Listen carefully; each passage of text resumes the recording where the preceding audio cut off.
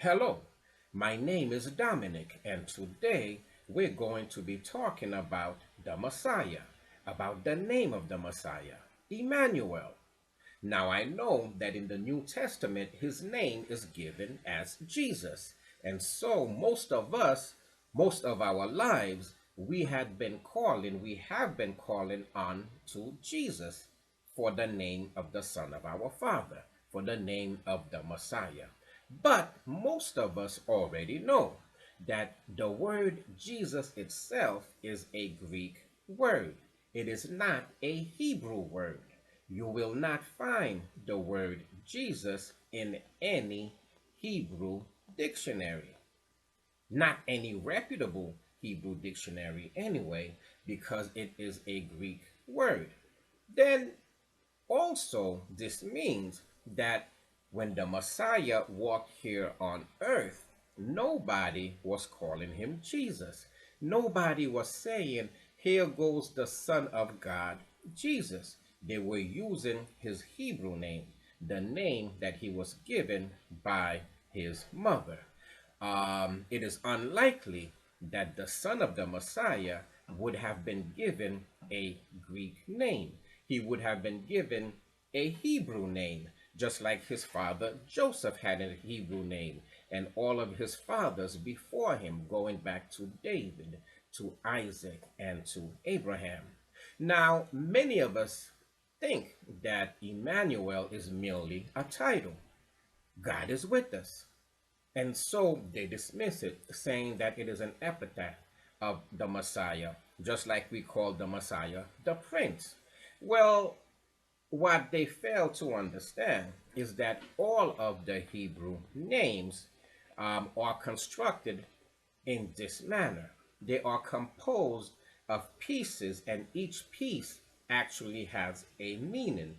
Just like Judah is composed of Yah and Yud. Yud meaning praise, and Ah for the Father. The name Emmanuel is a Hebrew name, and the name Emmanuel is to be found in a Hebrew dictionary. Again, Jesus is not in a Hebrew dictionary, but Emmanuel is. Why? Because Jesus is a Greek name, but Emmanuel is a Hebrew name. And you can verify that in one of the more popular Hebrew dictionaries around. That is the Strong's Hebrew Dictionary. You will not find the word Jesus in that dictionary, but you will find the word Emmanuel. It is Strong's word number 6005. It says, Emmanuel, with us is God. And it asks us to reference Strong's Hebrew word 5973 and 410. 5973 has the word I am, meaning with. Strong's Hebrew word number 410 has the word El. El means mighty, such as God. And so we can deduce by using Strong's Hebrew word 580, which is Anu, which means we, that the word Emmanuel from its individual components means with us is God. Im for with, Anu for us, and El for mighty or for God. So with us is the mighty one. With us is God. And so Emmanuel clearly is a Hebrew word. And it is not merely a title, it is an actual name. The same way that Abraham means the father of nations. And we have always called on our father Abraham when talking about our history. We do not say his name is not Abraham because Abraham simply means father of many nations. We say Abraham because that is his name. His name, however, means father of many nations. And likewise, all of our forefathers have a name that means something. Judah means the praise of Yah, our Father. Jeremiah.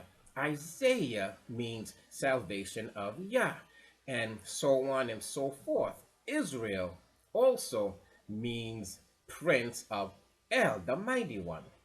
All of our forefathers has a name that means something. And so just because the name Immanuel means for God is with us, we cannot dismiss that as a title. We would have to dismiss all the names of our other forefathers, calling them titles as well.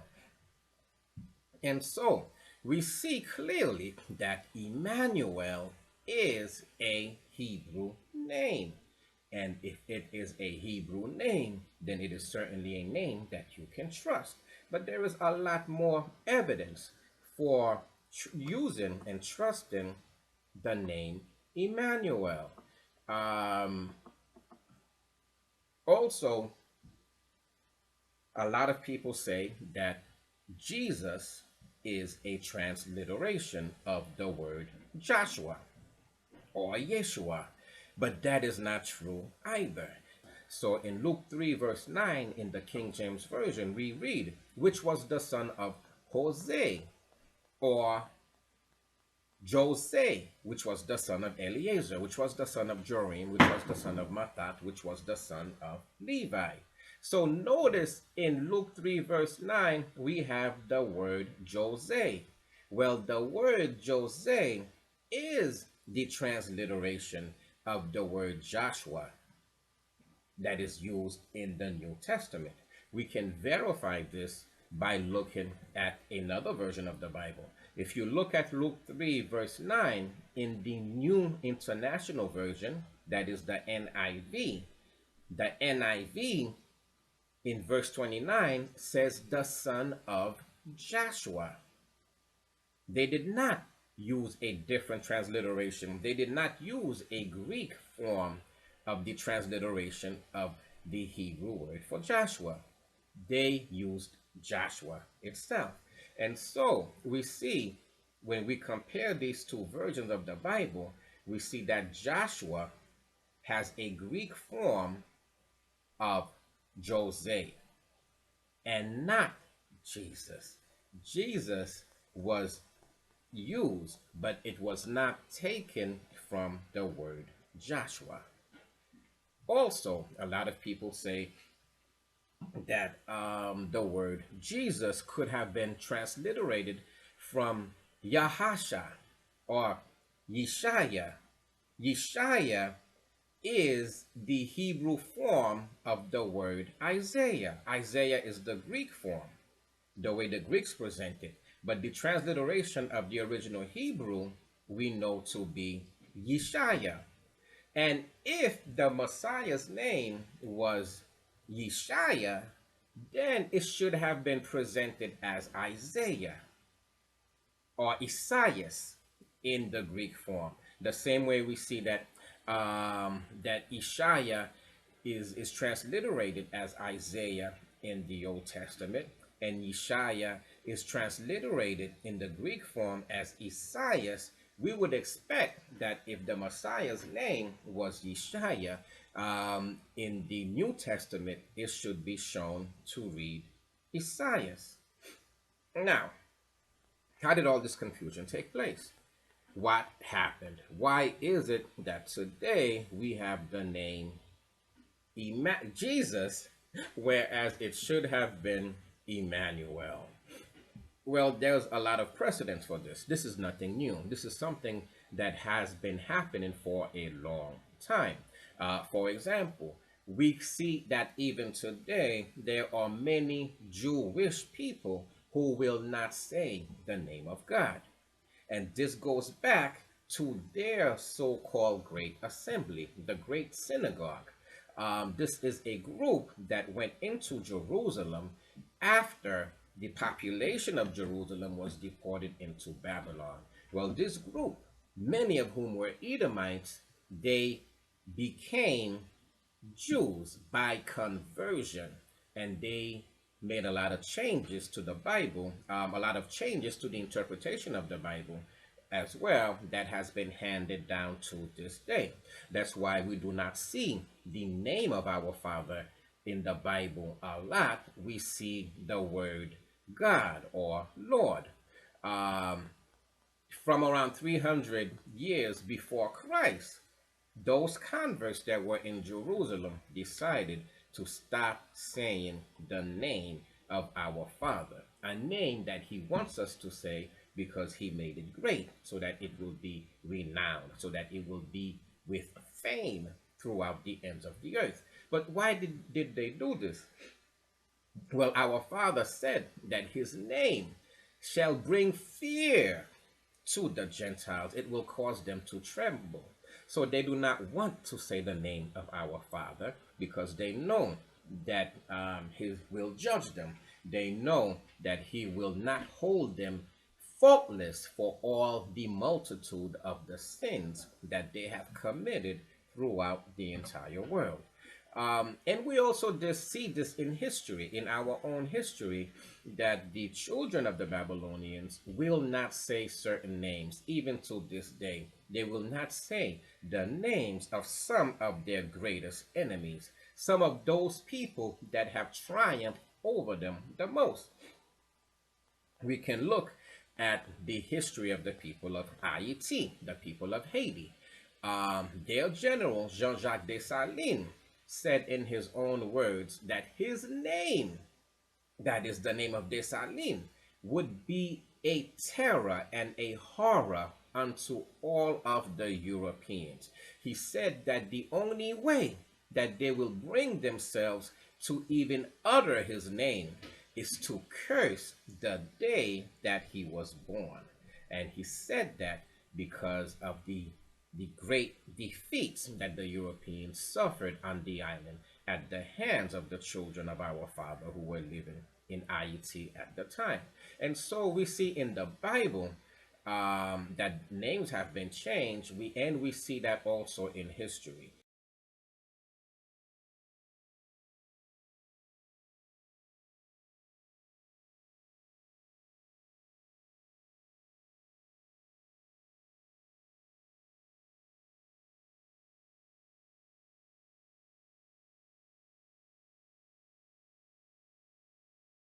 Now, how did the name Jesus happen to get into the Bible? Well, let's look at what happened so we can have an idea of why this is the way it is today. If we go to Acts 4, it gives us the story of when the trouble started for the actual name of the Messiah, when the trouble started for Immanuel. Now, Isaiah said that the name of the Messiah is Immanuel, and so we can, with liberty, use that name when it is appropriate. So let's read Acts 4 and let's see what happened. Well, Acts 4 talks about Peter and the disciples and the fact that they were healing and casting out demons in the name of the Messiah. And let's find out what happened to them because they were casting out demons and doing all of these miracles in the name of the Messiah. Let's go to Acts 4, verse 1. And as they spake unto the people, the priest and the captain of the temple and the Sadducees came upon them, being grieved that they taught the people and preach through Immanuel the resurrection from the dead. And they laid hands on them and put them in hold unto the next day, for it was now eventide. Howbeit many of them which heard the word believed, and the number of men was about 5,000. And it came to pass on the morrow that their rulers and elders and scribes, and Annas the high priest, and Caiaphas, and John, and Alexander, and as many as were of the kindred of the high priest were gathered together at Jerusalem. And when they had set them in the midst, they asked, By what power or by what name have ye done this? Then Peter, filled with the Holy Ghost, said unto them, Ye rulers and elders of Israel, if we this day be examined of the good deed done to the impotent man, by what means he is made whole. Be it known unto you all and to all the people of Israel that by the name of Immanuel, the Messiah of Nazareth, whom ye crucified, whom God raised from the dead, even by him doth this man stand here before you whole. This is the stone which was set at naught of you builders, which is become the head of the corner. Neither is there salvation in any other, for there is none other name under heaven given among men, whereby we must be saved. Now when they saw the boldness of Peter, and perceived that they were unlearned and ignorant men, they marveled, and they took knowledge of them that they had been with Immanuel. And beholding the man which was healed standing with them, they could say nothing against it. But when they had commanded them to go aside out of the council, they conferred among themselves, saying, What shall we do to these men? For that indeed a notable miracle hath been done by them is manifest to all them that dwell in Jerusalem, and we cannot deny it.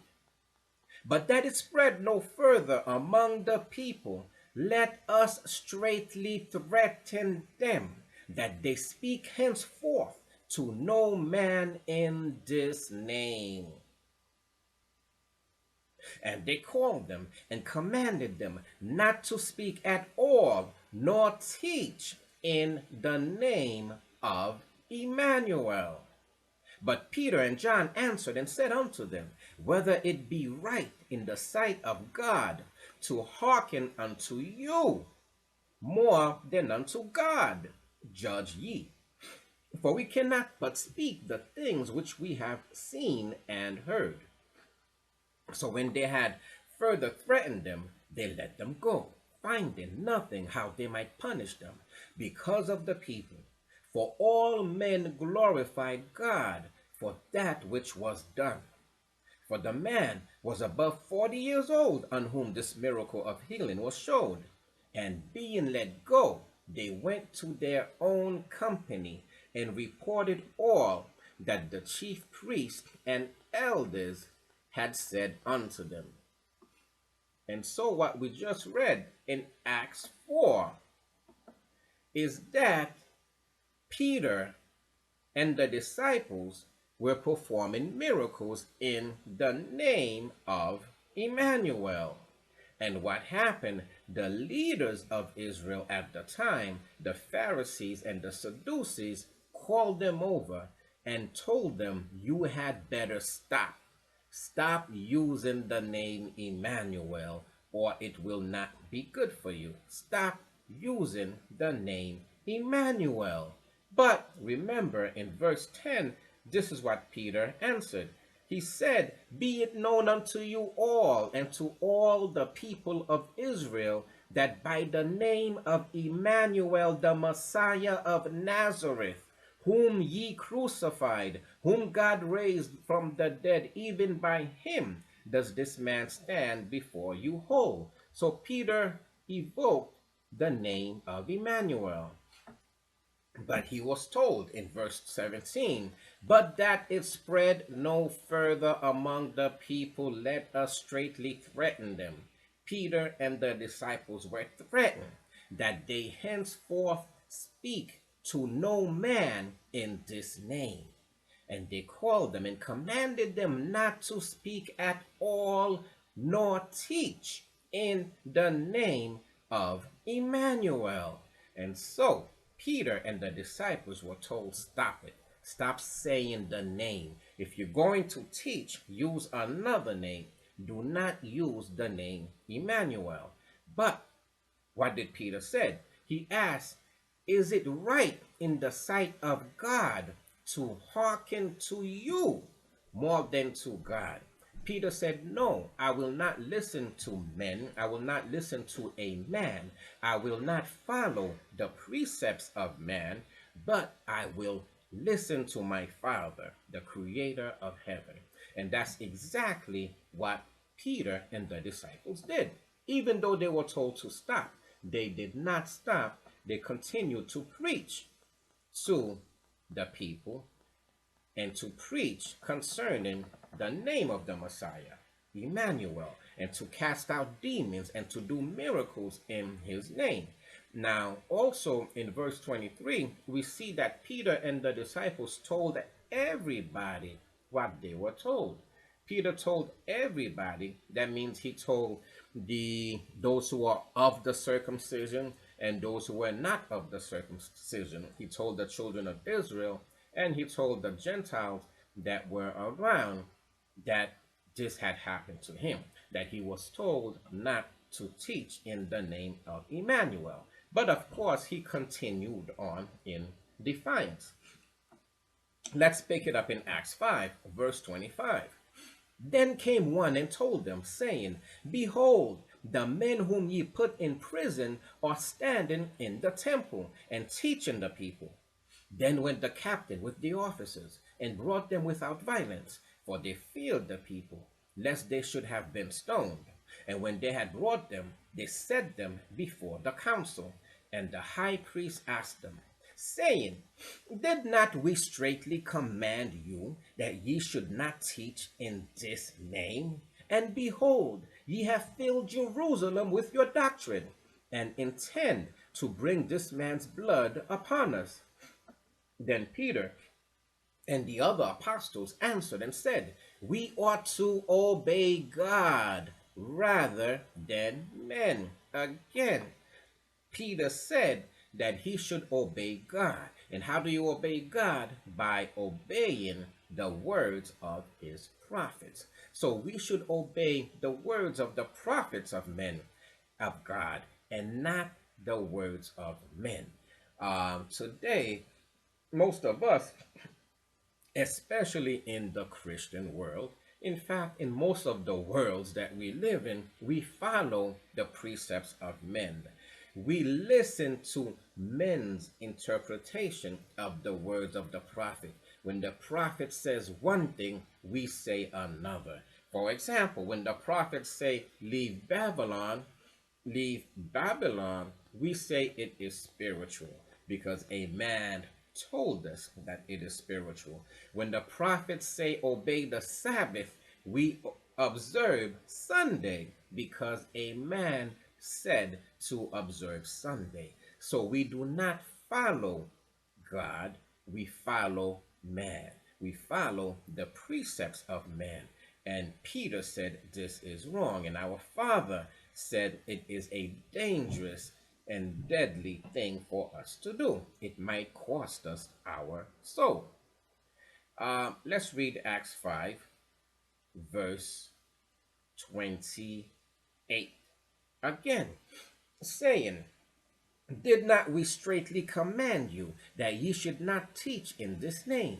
And behold, ye have filled Jerusalem with your doctrine, and intend to bring this man's blood upon us. Then Peter and the other apostles answered and said, We ought to obey God rather than men. The God of our fathers raised up Immanuel, whom ye slew and hanged on a tree. Him hath God exalted with his right hand to be a prince, just like Israel, and a savior, for to give repentance to Israel and forgiveness of sins. And we are his witnesses of these things, and so is also the Holy Ghost, whom God hath given to them that obey him. And so men told Peter not to use the name Immanuel, but Peter continued to use the Hebrew name as prophesied by the prophet Isaiah, Immanuel, until the day that he died. But let's go into Matthew. Let's go into the first time we hear the name or read the name Jesus in the Bible. And let's see what Matthew had to say. Let's look at how Matthew presented it. Matthew 1, verse 21. This is when This is when Jesus is going to be introduced to the world. Matthew 1, verse 21. And she shall bring forth a son, and thou shalt call his name Jesus. That's what it that's the way it is written in the Bible. For he shall save his people from their sins. Now all this was done, that it might be fulfilled, which was spoken of the Lord by the prophets, saying, Behold, a virgin shall be with child, and shall bring forth a son, and they shall call his name Immanuel, which, being interpreted, is God is with us. God with us. Then Joseph, being raised from sleep, did as the angel of the Lord had bidden him, and took unto him his wife, and knew her not till she had brought forth her firstborn son. And he called his name Jesus.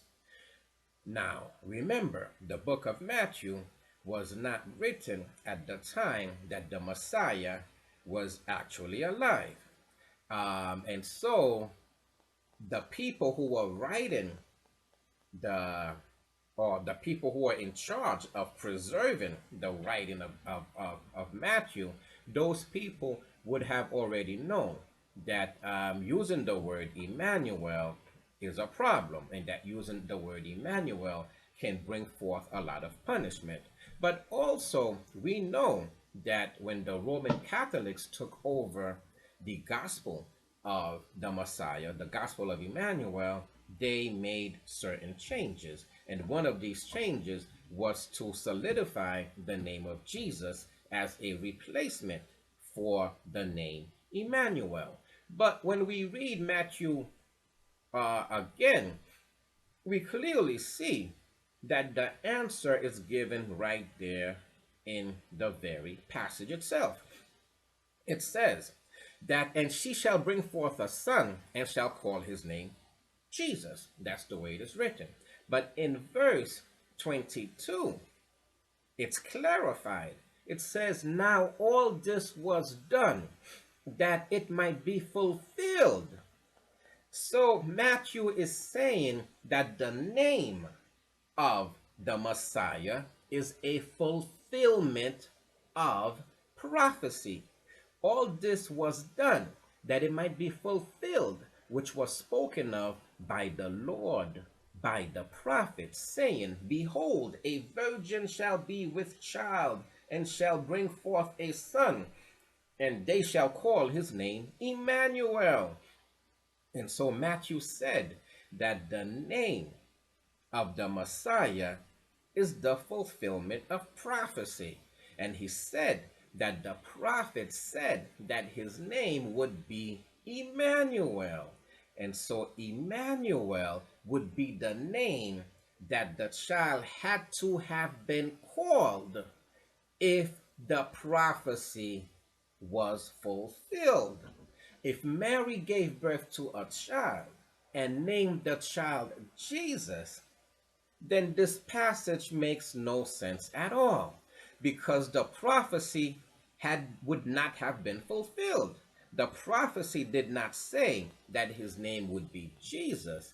The prophecy said that his name would be Immanuel, that he would have a Hebrew name, and that in the custom of the people of the nation of Israel, that name means something, and that name means God with us. God is with us. And so Matthew himself tells us that even though you see the word Jesus, don't be fooled, because prophecy was fulfilled. And the prophecy clearly, if you go back to Isaiah 7, verse 14, you will see that the prophecy clearly says that his name is Immanuel. And we know that nothing that the Father says is not accomplished. Everything that he says that he sent his word to accomplish will be accomplished. His word never returns empty. If he says that the name of the child is to be Emmanuel, we can be sure that the name of the child was indeed Immanuel. Now, you might ask, why would they change the name? It's nothing new. This is something that has been going on since almost from the beginning of time. Names have always been changed. In fact, even in Israel, among our nation, our father, the Creator, changed the name of Abram to Abraham. He changed the name of Jacob to Israel. So names have been changed before. Also, too, the Babylonians, the pagans, the Gentiles, they too have a history of changing names. And this is well documented in the Bible. They change names all the time.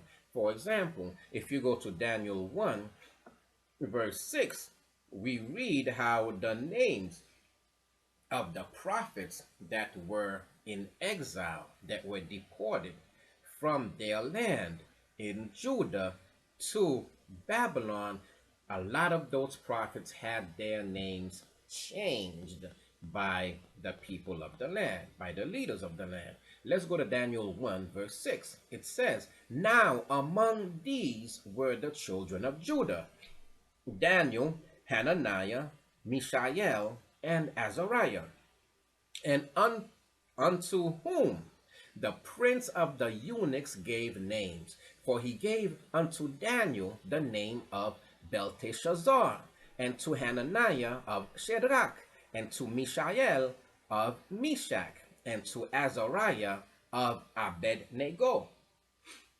But Daniel purposed in his heart that he would not defile himself with the portion of the king's meat, nor with the wine which he drank. Therefore he requested of the prince of the eunuchs that he might not defile himself."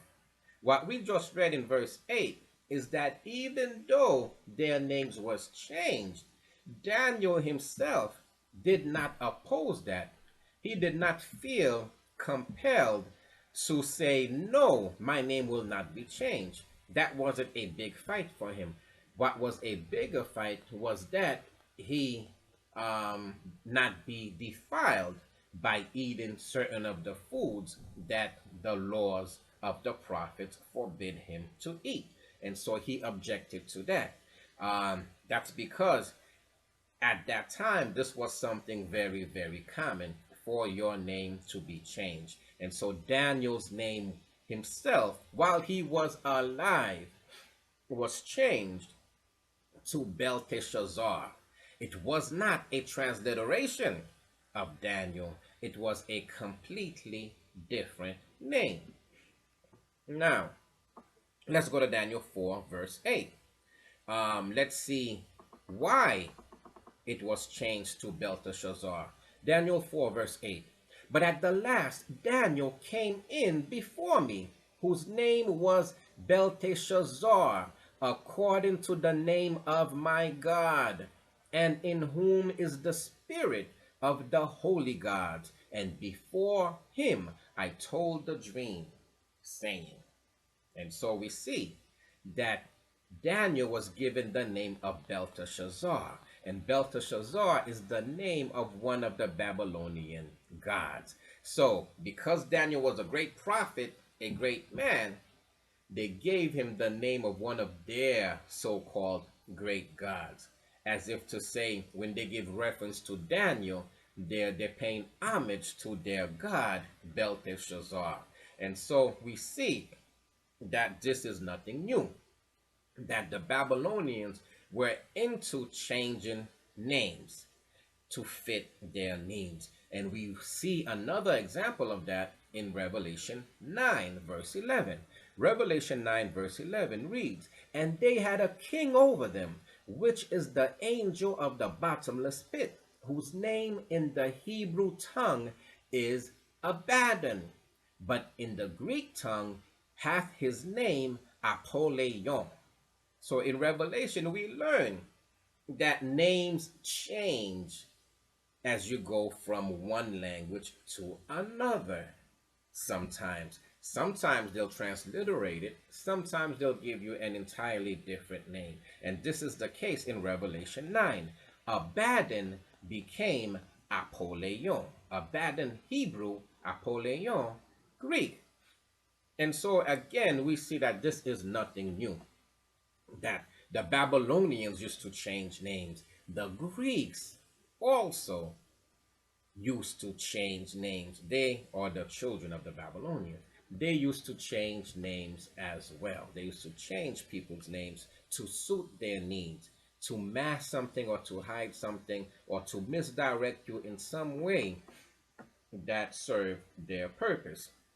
And so when we now clearly see examples of them changing names, in the Bible itself, when you go back to Matthew, you can understand why Matthew reads like that. Why Matthew presents his name as Jesus, and then Matthew says that all this was done, that it might be fulfilled, which was spoken by of the Lord by the prophet, saying, Behold, a virgin shall be with child, and shall bring forth a son, and shall call his name Immanuel. So again, Matthew is telling us that the prophecy was fulfilled, that the name was Immanuel in fulfillment of prophecy.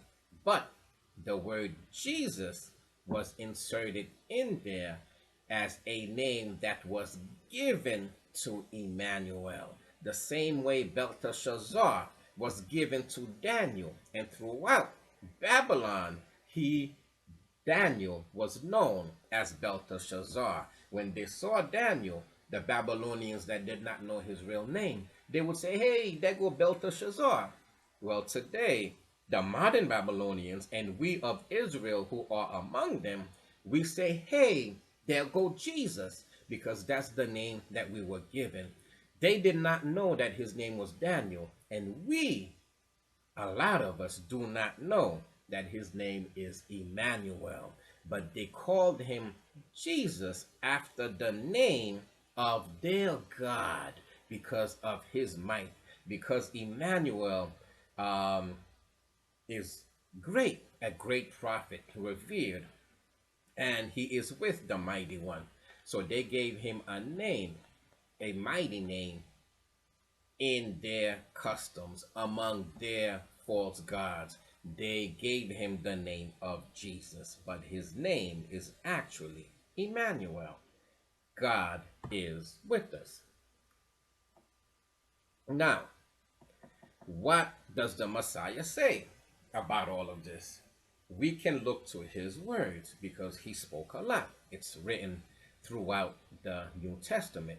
A lot of the things that he said anyway. Let's go to Luke 24, verse 25. This is the Messiah. Then he spoke unto them, O fools. He's calling us fools and slow of heart to believe all that the prophets have spoken. He said we are fools if we do not believe all that the prophets have spoken. The prophet Isaiah said that his name would be Immanuel. We are fools to believe that his name would be anything different. Verse 26, ought not the Messiah to have suffered these things and to enter in his glory? And beginning at Moses and all the prophets, he expounded unto them in all the scriptures the things concerning himself. And so the Messiah again called us fools for not believing the prophets. And then he went through the Bible, starting with Moses and the books written by Moses and all the words of the prophets and the Psalms together. And he said, here is where it was written about me. In here, there, and there. And so he started from the very beginning. And indeed, when he reached Isaiah, he would have said, the virgin called his name Immanuel. He would not have said that the virgin called his name Jesus. Let's go to Luke 24, verse 44. And he said unto them, These are the words which I spake unto you while I was yet with you, that all things must be fulfilled, which were written in the law of Moses, and in the prophets, and in the Psalms concerning me. Again, everything that the prophets said about the Messiah needed to be fulfilled, and none more important than the name of the Messiah, because again, there is no other name given under heaven for us to look towards, and that name is Immanuel, meaning God is with us, because more than anything else, God is with us. He is our salvation, He is our light, He is our fortress and our rock. God is with us. Now, let's look at the words of Moses and the prophets. Let's look at what the Messiah himself was looking at when he told his disciples and his followers about himself. Let's go to Exodus 23, verse 20 and 21. Behold, I send an angel before thee to keep thee in the way and to bring thee into the place which I have prepared. Beware of him and obey his voice. Provoke him not, for he will not pardon your transgressions. For my name is in him. And so Moses in Exodus was talking, and he said that our Father would send an angel before them to prepare his way. And he said that his name is in him. This angel, this prophet that Moses was talking about is Immanuel. The Father's name is in him. El, an epithet of the Father that means mighty. Immanuel, the mighty one, is with us. His name is in the Messiah in the same way that his name is in Israel. Israel means a prince with God. El, meaning mighty, is in Israel. That's why our Father is called the Mighty One. Mighty is an epithet of the Father, and that epithet, that name is in Israel, and that name is in Immanuel, just as it was prophesied in Exodus 23, verse 21. Again, it reads, beware of him and obey his voice. Provoke him not, for he will not pardon your transgressions, for my name is in him. Let's go to Deuteronomy 18, verses 15 through 19. This is Moses talking about the Messiah. Listen to what he has to say. The Lord thy God will raise up unto thee a prophet from the midst of thee, of thy brethren, like unto me. Unto him ye shall hearken, according to all that thou desirest of the Lord thy God in Horeb, in the day of the assembly, saying, let me not hear again the voice of the Lord my God, neither let me see this great fire any more, that I die not. And the Lord said unto me, they have spoken well, that which they have spoken. I will raise them up a prophet from among their brethren, like unto thee, and will put my words in his mouth, and he shall speak unto them all that I shall command him. And it shall come to pass that whosoever will not hearken unto my words, that he shall speak in my name, I will require it of him. And so the Messiah's coming was prophesied even at the time of Moses. And Moses said that the Messiah would be from among his brethren, that is, from among the children of Israel. Specifically, he would come out of Judah.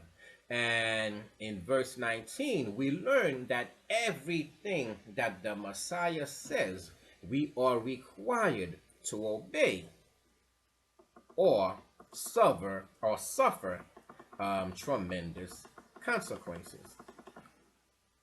Luke 4, verse 16, we read exactly some of the things that the Messiah had to say. Well, let's see what the Messiah had to say concerning himself. If we are to obey all of his words, then surely we are to obey everything that he says, and we are to listen closely to what he has to say about the prophets concerning himself. Let's go to Luke 4, and we'll start from verse 16 and we'll end at 21. And he came to Nazareth, where he had been brought up. And as his custom was, he went into the synagogue on the Sabbath day, and stood up for to read. And there was delivered unto him the book of the prophet Isaiah. And when he had opened the book, he found the place where it was written. Isaiah is Isaiah. They gave him the book of Isaiah. Verse 18. The Spirit of the Lord is upon me, because he hath anointed me to preach the gospel to the poor. He hath sent me to heal the brokenhearted, to preach deliverance to the captives, and recovering of sight to the blind, to set at liberty them that are bruised, to preach the acceptable year of the Lord. And he closed the book, and he gave it again to the minister, and sat down. And the eyes of all them that were in the synagogue were fastened on him. And he began to say unto them, This day is this scripture fulfilled in your eyes. What did the Messiah do? He went to the book of Isaiah, one of his favorite books, because the book of Isaiah has the most information about the Messiah of any of the books in the Bible. And so the Messiah went into the book of Hosea, and he started from the beginning, most likely, and he worked his way down, showing them all the places that referred to him, showing them all the places that spoke about the Messiah and of the acts that the Messiah would perform when he comes to gather Israel here on earth. And so surely when the Messiah reached Isaiah 7 verse 14, he did not read that the virgin shall call the name of the Son of God Jesus. No, that's a Greek name. The word Jesus was not in the Bible at that time. It was not in the book of Isaiah at that time. And so when the Messiah read from the book of Isaiah, he read that the virgin would call his name Immanuel.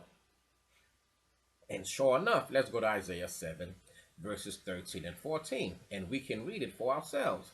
This is what the Messiah read. He read, and he said, Hear ye now, O house of David. Is it a small thing for you to weary men? But will ye weary my God also? Therefore the Lord himself shall give you a sign. Behold, a virgin shall conceive and bear a son, and shall call his name Immanuel. Not Jesus, not Yeshua, not Hawayashi, not Yeshua, not Yehoshua, not any of the multitude of the other names that are given for the Messiah. All those are based on the precepts of men, not from the mouth of the prophets. All those other names are from the precepts of men. That means that men have used their intelligence to say, well, this is the name of the Messiah. But the Messiah teaches us, and our Father teaches us, that we are to look to the prophets. And the prophet Isaiah clearly said that his name will be called Immanuel. That is the precept of the prophet of the Most High God, not a precept from man, not a precept of man. And in Isaiah 49, this is clearly confirmed by the Messiah himself. Now, a lot of us think that the Messiah only spoke in the New Testament, but that's not true. There are many passages, particularly in the book of Isaiah itself, in which the Messiah himself is talking. And this is what the Messiah said in Isaiah 49, verse 1, concerning his name that was given to him by the Father himself. Isaiah 49, verse 1. Listen, O isles, unto me. So here the Messiah is talking to the islands, right? And by extension to the entire world. But he is talking to the islands because the islands are very special to him. The Messiah has a land, the land of Immanuel, and that land is to be found in the islands. Now, it says, listen, O isles, unto me, and hearken, ye people from far. The Lord hath called me from the womb. From the bowels of my mother hath he made mention of my name. The Messiah said that from the bowels of his mother, that means even before he was born, our Father made mention of his name. Where was his name mentioned? Moses did not quite mention his name, but Isaiah did. In chapter 7, verse 14, his name, Immanuel. And so the Messiah is letting us know himself that his name was mentioned even before he was born. And his name, the name that was mentioned before he was born, that name is Immanuel. The name Jesus is something that came after he was born. Let's go to verse 4. Isaiah 49, verse 4. Then I said, I have labored in vain. I have spent my strength for naught and in vain. Yet surely my judgment is with the Lord, and my work is with God. His judgment is with the Lord. His work is with God. That's because he is with the Father. He is with the Father. The Father is with him. That's why his name is Immanuel. The mighty one is with him. The mighty one of Israel is with him. And that's what this verse is letting us know. Again, verse 1 tells us, confirms to us that the name Immanuel is a name that we can trust. Because the Messiah said that even before he was born, our Father made mention of his name. Where was his name mentioned? Isaiah 7, verse 14. The virgin shall call his name Immanuel. Now, we just mentioned the name Immanuel is associated with a land, the land of Immanuel. Let's read that passage quickly so we can see that there is also a land of Immanuel. And that land also means the same thing. God is with us. Let's go to Isaiah 8, verses 5 through 10. Verse 5. The Lord spake also unto me again, saying, Forasmuch as this people refuseth the waters of Shiloah, that go softly, and rejoice in Rezin and Remaliah's son. Now therefore, behold, the Lord bringeth up upon them the waters of the river, strong and many, even the king of Assyria, and all his glory. And he shall come up over all his channels, and go over all his banks. And he shall pass through Judah, he shall overflow and go over. He shall reach even to the neck, and the stretching out of his wings shall fill the breadth of thy land. O Immanuel, the spreading out of his wings shall fill the breadth of thy land. O Immanuel. Clearly, the Father is talking to his Son, the Messiah, and he is talking about the Assyrian army, the armies of Assyria, being in the land of Immanuel. Verse 9. And so the Messiah has a land. It is called the land of Immanuel. Verse 9. Associate yourselves, O ye people, and ye shall be broken in pieces. And give ear, all ye of far countries. Gird yourselves, and ye shall be broken in pieces. Gird yourselves, and ye shall be broken in pieces. Take counsel together, and it shall come to naught. Speak the word, and it shall not stand, for God is with us. Speak the word, and it shall not stand, for God is with us. That could have read, for Immanuel, for God is with us. Immanuel is the word of the Father. That's the word that he gave to Isaiah. That's the word that he gave to be the light of the world. That's the word according to the book of John. That was there in the beginning with the Father, in the beginning of the creation of man and of the heavens and of the earth. And so the word is Immanuel. The word is God is with us. So what we just read is that the evil ones, the ones who choose to follow after the counsel of the devil, after the counsel of Satan, they wish to establish their kingdom here forever. They wish to build the Tower of Babel here forever. And while they are constructing that Tower of Babel, they will invade and occupy the land of Jerusalem. And they will be in great association. There will be a great multitude of armies that are in the land of Jerusalem, intending to establish the new world order, which is the Tower of Babel. But our Father said, let them do what they will. Let them form what association that they want to. Let them bring whatever weapons to the battle that they want to. It will not stand. What will stand is the word of the Father. Again, what will stand is the word of the Father.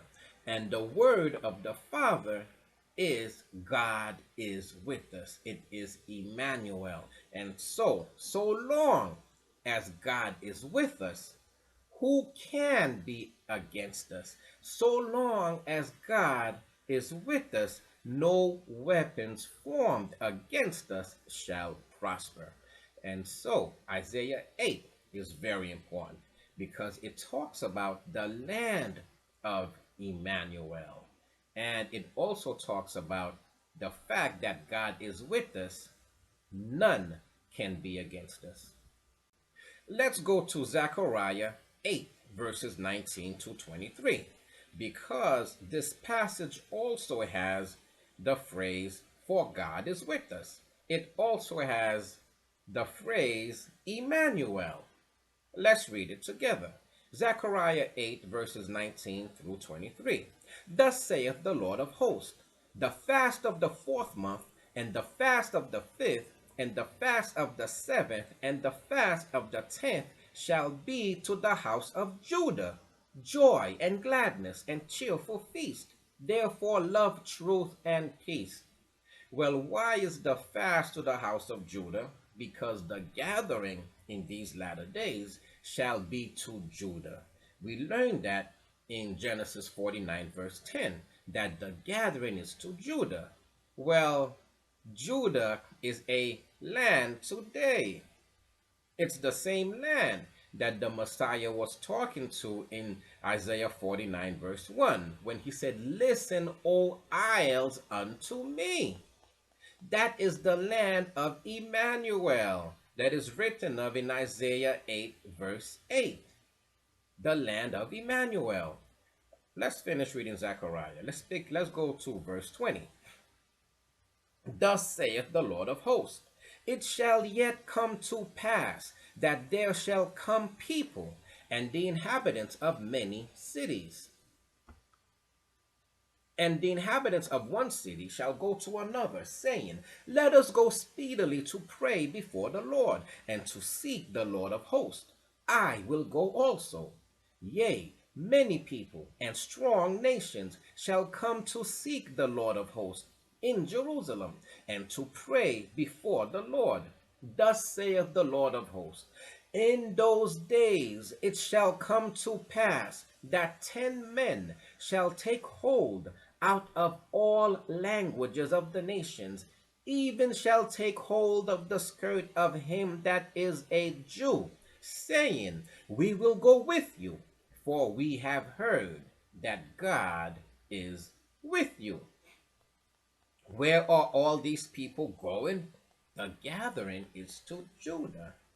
The Father said that the isles shall wait for his law. They are going to the isles to wait for his law. And what did they say? They say, we have heard that God is with you. So it's as if they were saying, we have heard that that is the land of Immanuel. We have heard that God is with you. We have heard of Immanuel. And so they chose to go to the isles. They chose to go to the land of Judah, to the land of Immanuel, to Jerusalem, to wait for the coming of the kingdom of our Father, to wait for the coming of our Father to establish his tabernacle and his kingdom here on earth forever. Now, we said that Immanuel is the Word. Let's go to 49 verse 8, Isaiah 49 verse 8, and let's read what else the Father has to say about Immanuel.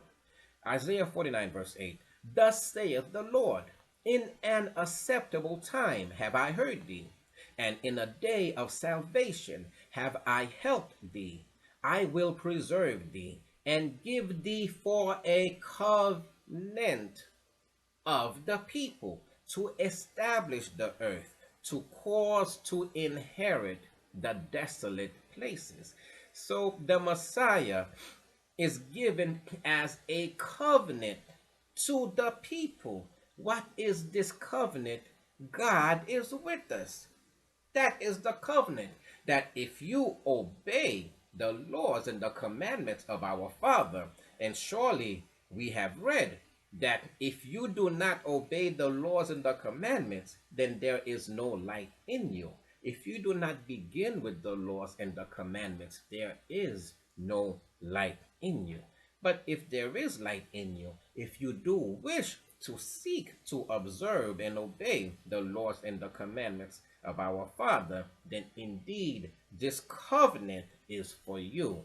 Indeed, God is with you. Indeed, his Son has been sent to help open your eyes, to help you come closer to your Creator, come closer to your Father, so you can be accepted again as his child. And therefore, he, the Son of the Messiah, shall to you be a covenant. And that covenant is in his name.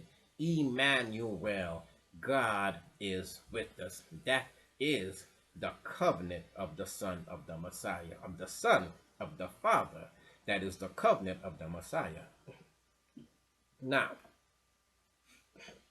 we know that Immanuel is a name that we can trust, because it's the name that was given by Isaiah the prophet.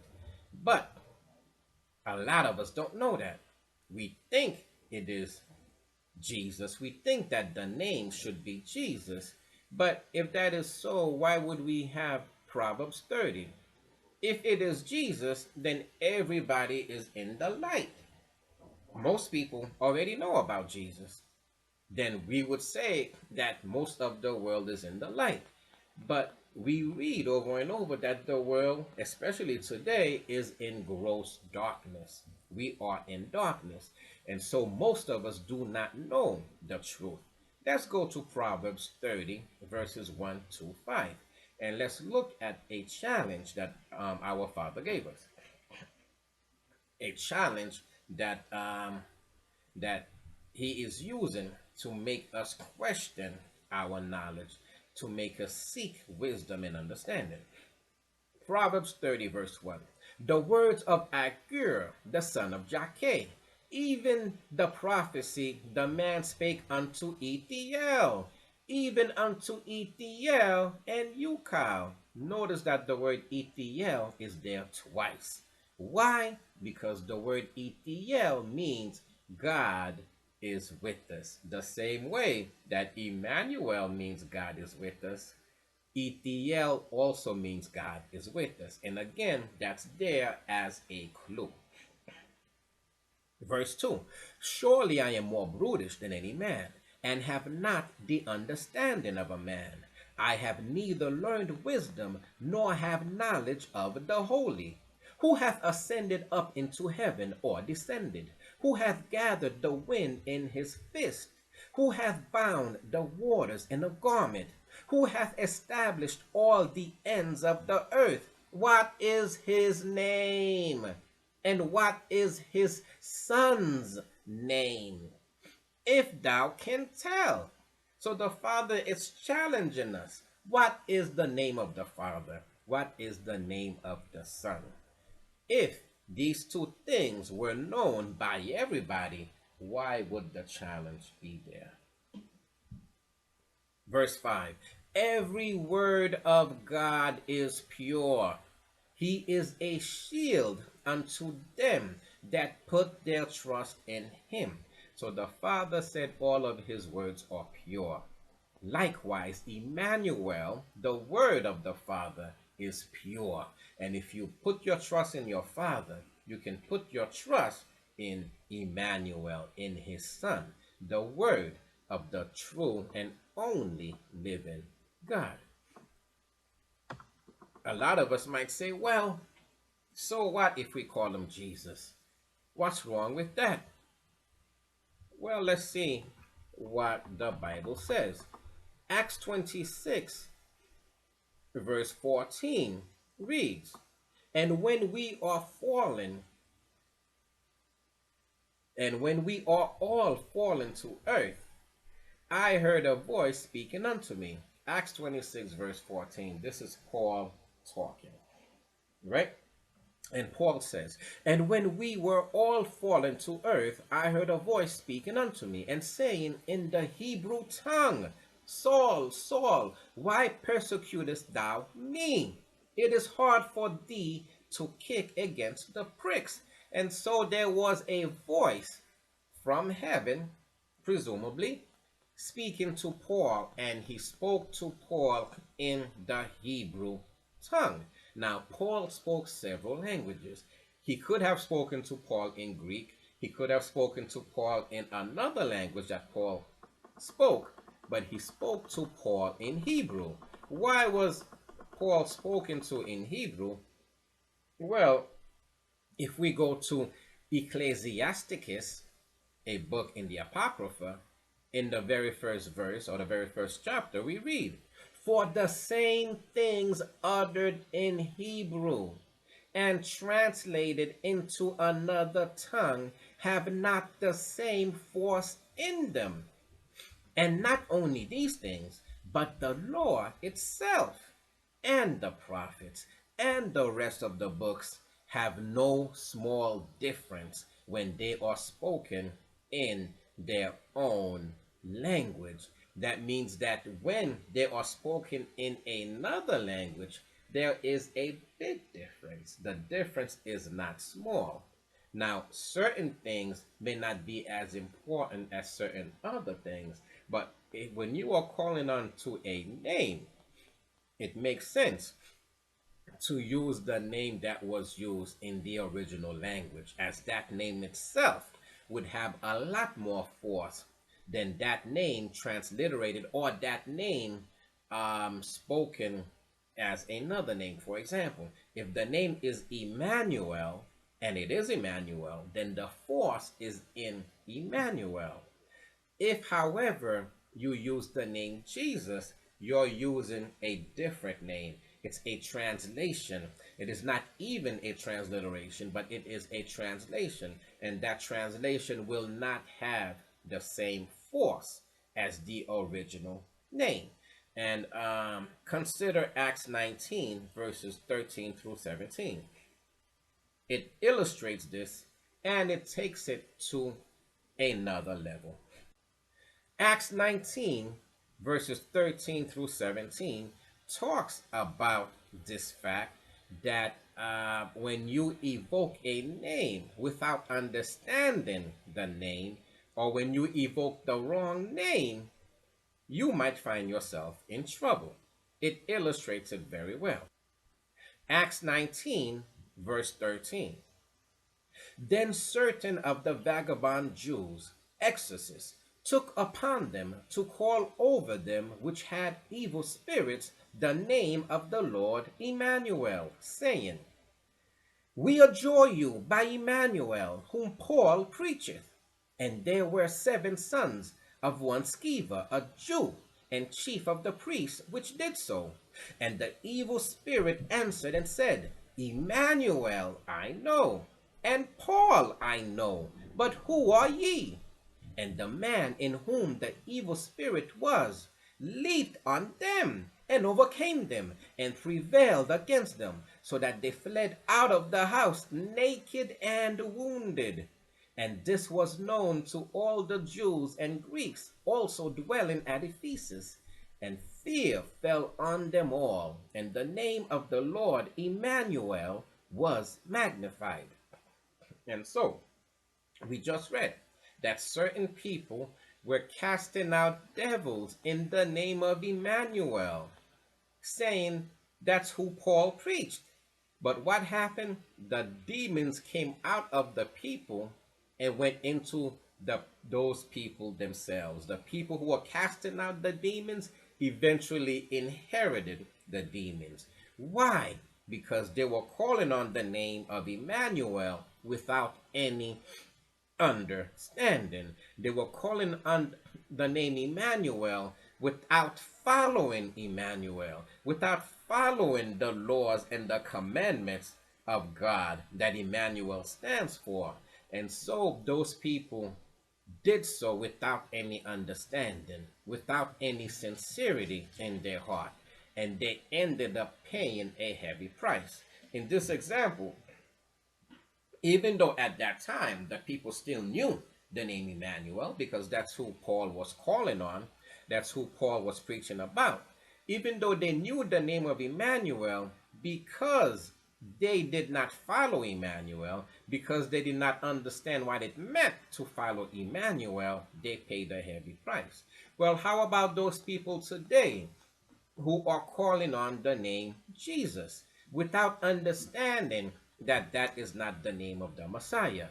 Those people are casting out demons. Surely, if that happened to those vagabond Jews back then, it's happening today. A lot of those people who are casting out demons are, in fact, inheriting those demons. They are taking those demon spirits into themselves, because they are using the name Jesus and not the name Emmanuel, and they are using it without any understanding whatsoever. These are the same people that tell you to disobey the Sabbath. These are the same people that tell you to turn your back to the laws and the commandments of the of our Father. These are the same people that the Messiah was talking about when he said, just because you say Emmanuel, Emmanuel, Emmanuel, doesn't mean anything. I will say, I never knew you. I will say, get away from me. And so Acts 19 illustrates this very well for us. If we go to Isaiah 9, verse 6 through 8, we learn about some of the epithets of Immanuel, some of the names that he is called.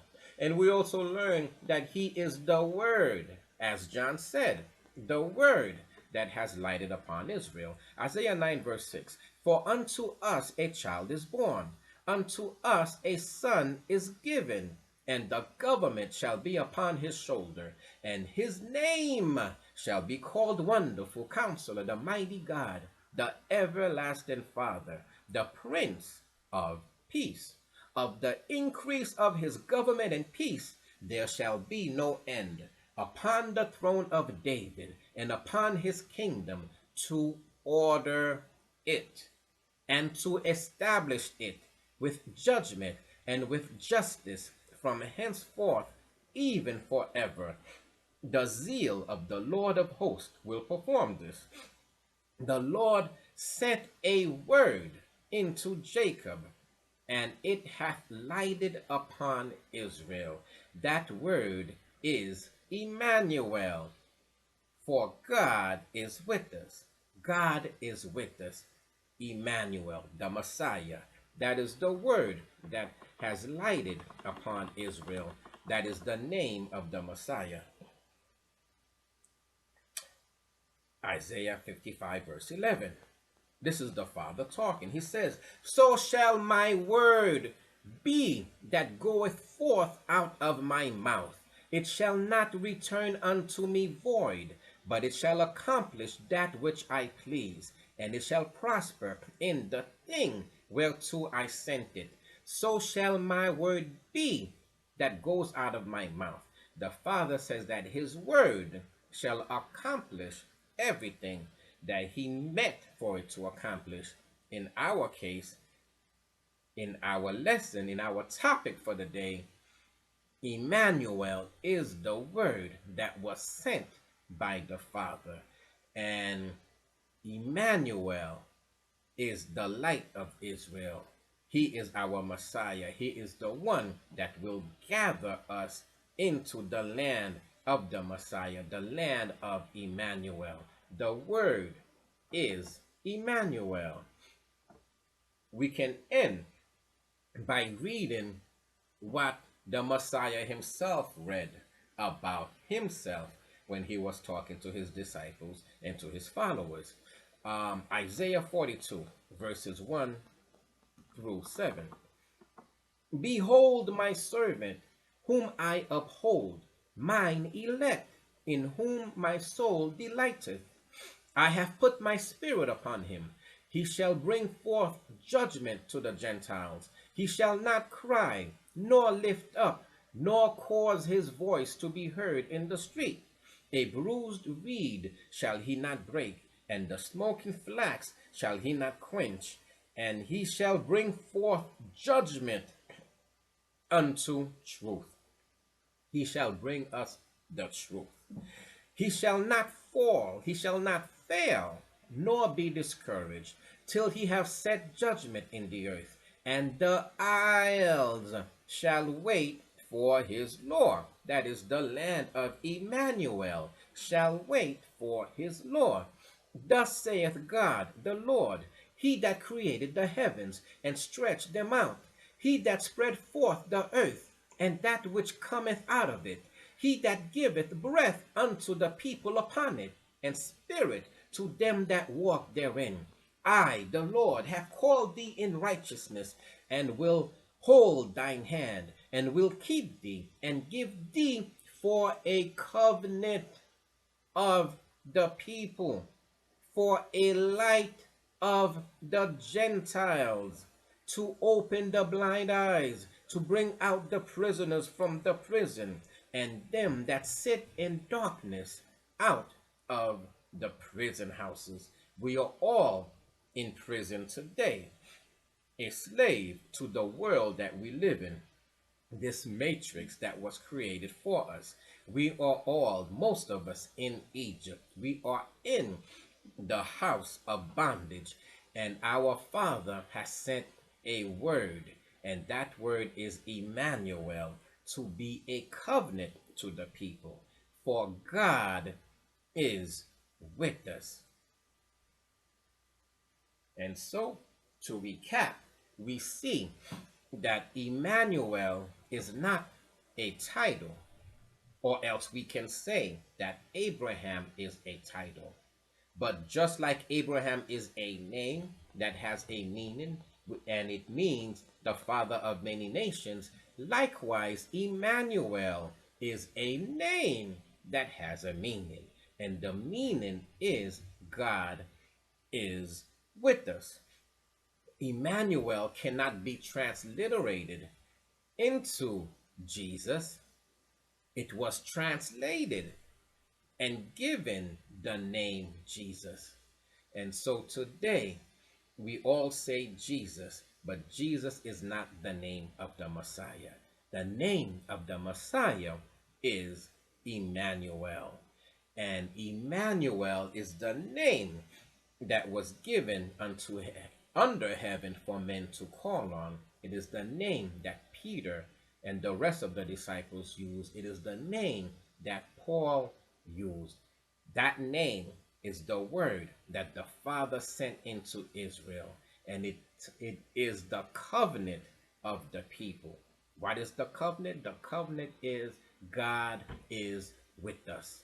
If you obey his laws and his commandments, if you seek truth and light and eternal life, then God is with you.